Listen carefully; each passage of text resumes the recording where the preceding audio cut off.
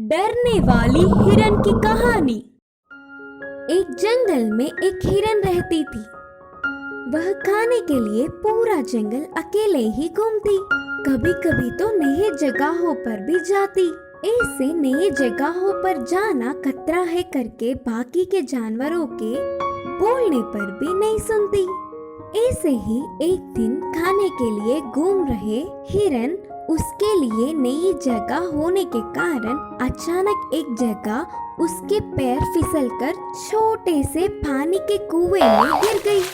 उस कुएं में पानी इतने गहरे में थे तो वह नहीं डूबी। उस पानी के कुएं से बाहर आने के लिए तरह तरह के प्रयास किए, लेकिन हिरन वहां से ऊपर नहीं निकल सकी। मेरे दोस्तों की बात ना सुने बिना आकर इस कुएं में फंस गई।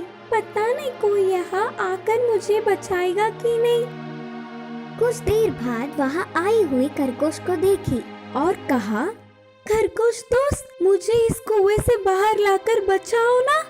खरगोश ने अपनी पूरी ताकत लगाकर बहुत कोशिश की।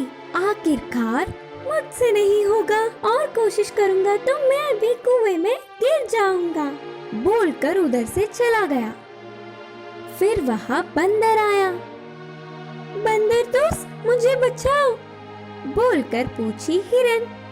बंदर कोशिश कर करके, हैं तुम इतने बारीक क्यों हो? तुम्हें तो बाहर लाने के लिए शायद बलवान हाथी मामू को ही आना पड़ेगा, बोलकर वहाँ से चला गया। उसके बाद वहाँ भेड़ और गधा आए और हिरन को उस पानी के कुएं से बाहर लाने की कोशिशें की, लेकिन वह मदद करने के लिए इतनी मेहनत करने पर भी कुएं से बाहर नहीं निकल पाई। हिरन ने चिढ़कर कहा, तुम्हारी सारी कोशिश बेकार है, अब तुम अपने रास्ते जाओ। भेड़ और गधा उसकी स्थिति का विचार करते हुए वहाँ से निकल गए। ऐसे कुछ देर बाद दूर से शेर गरजता हुआ हिरन के पास ही आने लगा।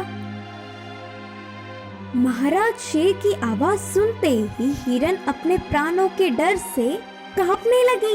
एक क्षण की भी देरी न करते हुए अपनी पूरी ताकत जुटाकर बस एक ही छलांग में पानी के कुएं से कूदी और बाहर निकलकर भाग गई। ऐसे कुछ दूर भागने के बाद हिरन को कुछ समय पहले ही मदद करने वाले खरगोश, बंदर, भेड़ और गधा दिखे। हम सबकी मदद लेने पर भी कुएं से बाहर नहीं निकल पाई, तो अब कैसे बाहर निकल गई? बोलकर गधे ने पूछा।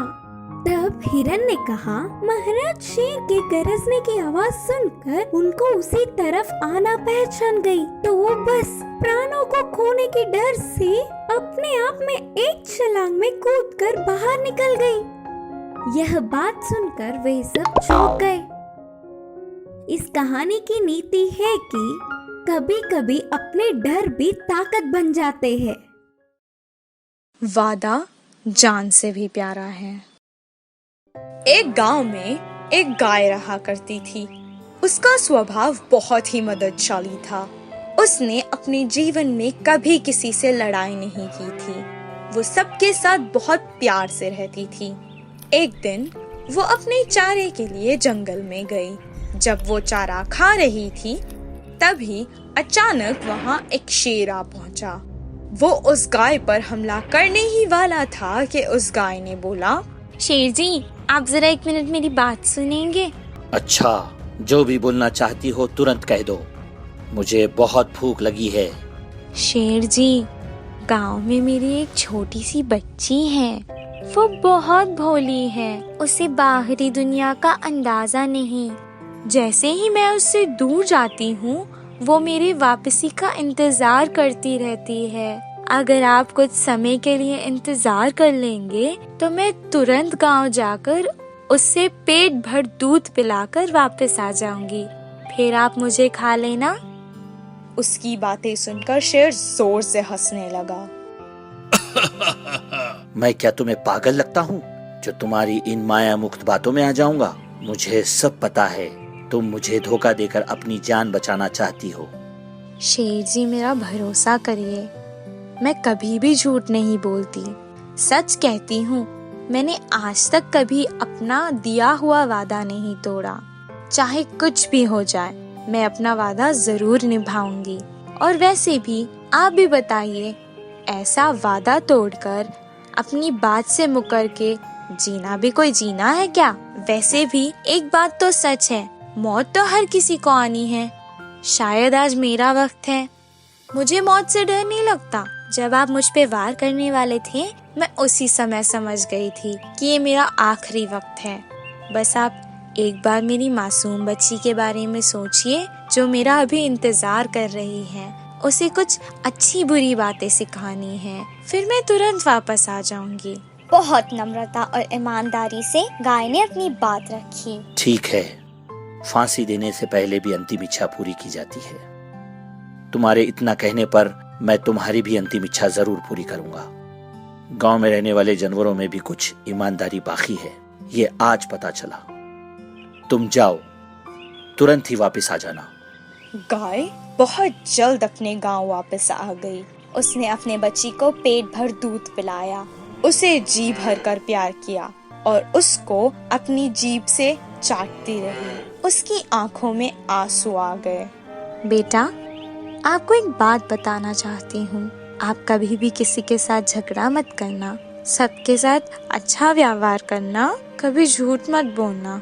अगर आप किसी को कुछ वादा करो तो उस पर पूरी तरह से टिकी रहना। आप अपना ध्यान रखना। हाँ। गाय इसी समय जंगल वापस आ गई। शेर जी, मैंने अपनी जिम्मेदारी पूरी कर ली और जैसा मेरा वादा था, मैं वापस भी आ गई। अब आप मुझे खा लीजिए और अपनी भूख मिटा लीजिए। गाय को देख शेर आश्चर्यचकित रह गया। गाय, तुम बहुत महान हो। तुम अपनी जान की परवाह किए बिना अपने वादे पर टिकी रही। अगर मैंने तुम्हें खा लिया तो मुझे बहुत पाप लगेगा। तुम अपने गांव वापस चली जाओ और अपनी बच्ची के साथ एक सुखी जीवन बिताओ। वो शेर गाय की इस ईमानदारी के आगे झुक गया और उसे जाने दिया। इसीलिए कहते हैं कि प्राण जाए पर वचन न जाए। लोमड़ी की चाल। एक जंगल में बहुत शक्तिशाली एक शेर रहता था। एक दिन वह एक हिरन का शिकार करके उसे उसके गुफा में ले जाकर आराम से खा रहा था। तभी उधर से गुजरती हुई चालाक लोमड़ी उस खाने को देख गुफा के आगे इधर उधर घूमने लगा। बहुत देर के बाद लोमड़ी ने मन में ऐसा कहा कि हाय हाय, उस पूरा हिरन को अकेले ही खा रहा है। मैं तो इधर कब से यहाँ वहाँ घूम रहा हूँ, फिर भी ध्यान ही नहीं दे रहा है। भूख से मरा जा रहा हूँ। कुछ देर बाद लोमड़ी को शेर ने देखा।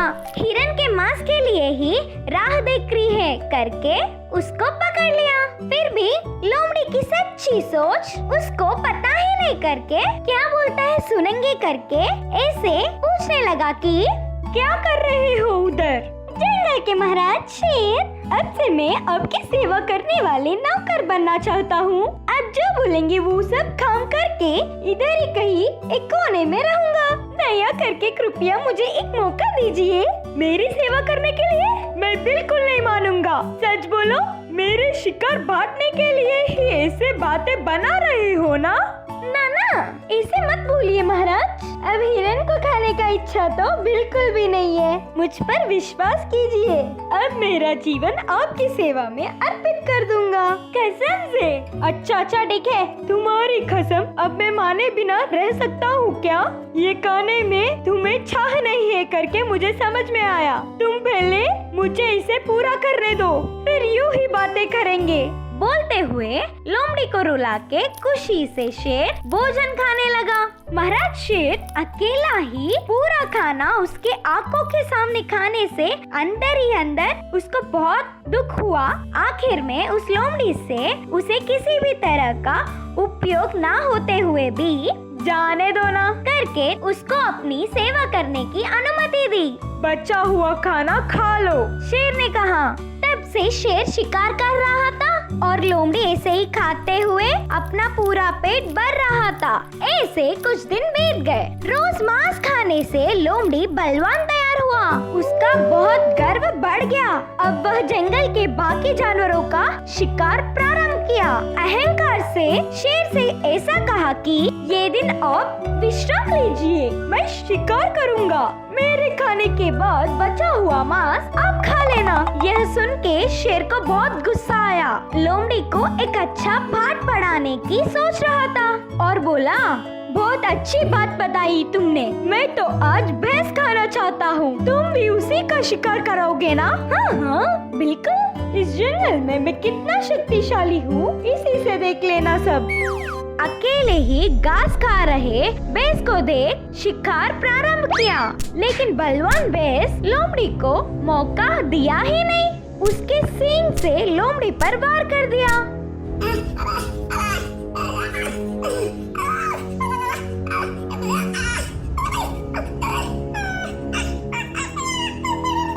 लोमड़ी चिल्लाते हुए उधर से भाग के गुफा के पास पहुंच गया।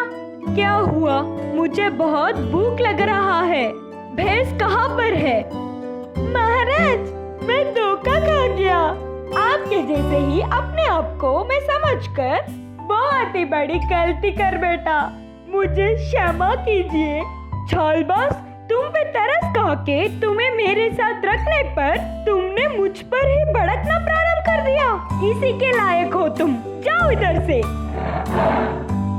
महाराज शेर के क्रोध को देख डर के तो ऐसे ही कराते हुए उधर से चले गया। इस कहानी का सीख यह है कि हमारे सामर्थ्य को ध्यान में रखे सामने वालों से मूर्खतापूर्ण व्यवहार नहीं करना चाहिए।